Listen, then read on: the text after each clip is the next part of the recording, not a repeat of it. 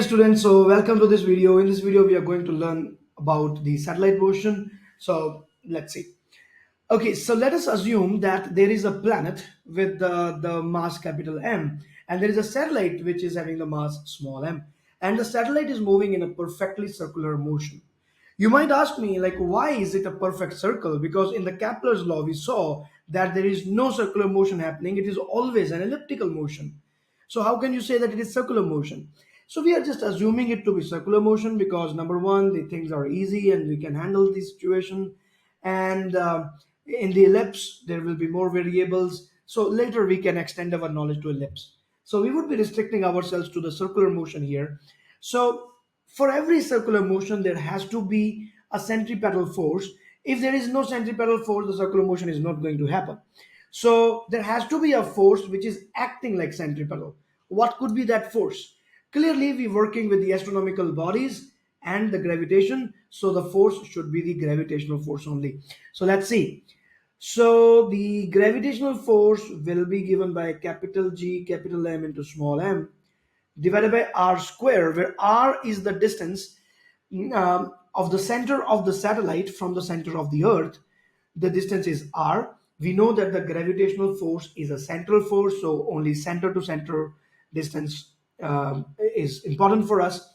And this force is acting towards the center. This is Fg. This force is acting like the centripetal force. Now, the centripetal force we know is mv square by r, and we have to equate these two forces. So gmm divided by r square is equal to mv square by r. And from this, we are going to find the expression for the v, the velocity or the speed at which the body is moving. R and R gets cancelled out, M and M gets cancelled out. From here, we are getting the expression for the V as square root of capital G, capital M divided by R. Capital G is the universal gravitational constant, and the value is given in the data booklet, and you can even remember that. And the capital M is the mass of the planet, and R is the distance between the center of the planet and the satellite. This is also written as VO many a times. So this is VO. And why is that? Because of the name orbital speed. Well, this is known as orbital speed. So this is the speed with which the satellite is moving, and it is constant. Couple of things to be noted here. The orbital speed of the satellite is independent of the mass of the satellite. So whether you're talking about a nano satellites which have been launched by many space agencies worldwide, or you're talking about the International Space Station which is housing so many of the astronauts there, even that. So you can compare these two things. The mass of the satellite doesn't matter. So whatever is the radius, the satellite got to have this velocity if it wants to move in that particular orbit, and it is independent of the mass of the satellite. That is the point number one, independent of m. Now, point number two is that the orbital velocity is found to be inversely proportional to the square root of r, the radius. G and m can be taken to be constant. It means that for one particular radius, there has to be one particular speed. You cannot say that this rocket is moving with the velocity v naught, and so I just want to increase the speed of the satellite, and you start shooting rocket, and then you believe that now the rocket will be, or the satellite will be moving in the same orbit with a higher velocity. That is really ironic. It cannot happen, because if the velocity is more, the radius have to be lesser. Mind it, if velocity is bigger, the radius is going to reduce itself. So this is really ironic. We would be learning about this in much details in the next video when we do bound state and the energy of the satellite. At that time, I will tell you what kinetic energy is. So we will do those things in the next video. But this is the second point that you have to remember. For every radius, there is one particular velocity which is possible. If the radius changes, velocity changes. If the velocity changes, the radius changes.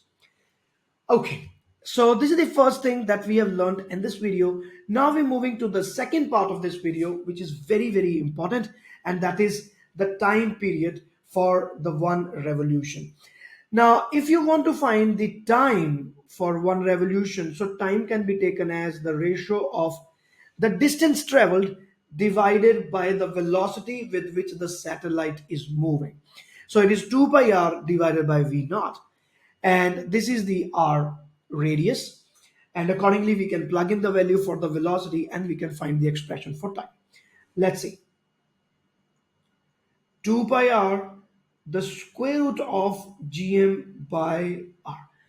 This thing which I'm doing now is very, very important for all of the students, by the way. But in the new syllabus, it becomes vital for you because there's so many questions that IB has given. And so this topic is exclusively important for new syllabus students.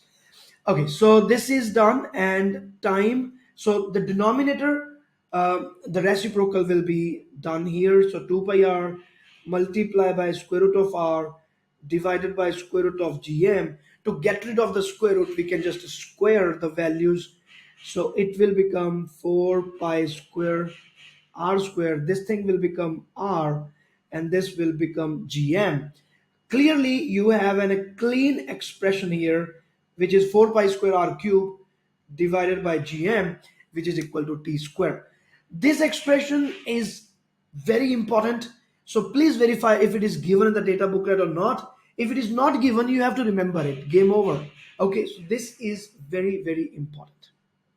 Now, on it, you can create two further conclusions from this.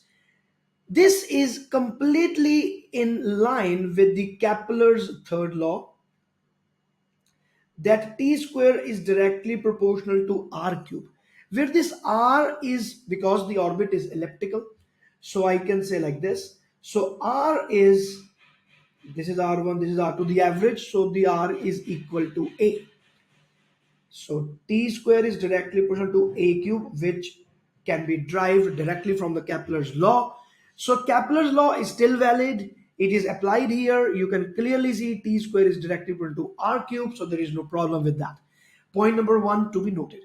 Point number two is whenever we want to compare two different planets around sun or two different satellites around the same planet, we can use this expression to compare the time period of the two satellites with respect to the distance that they have. So the expression will be T1 divided by T2 square, that will be equal to R1 divided by R2 cube. Again, this is a very vital information for you, so you cannot afford to skip it.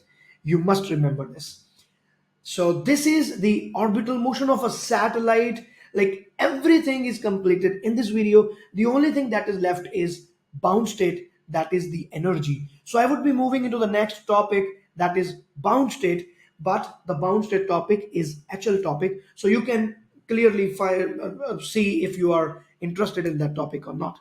Okay, dear students, see you in the next video, which is very important. All the best.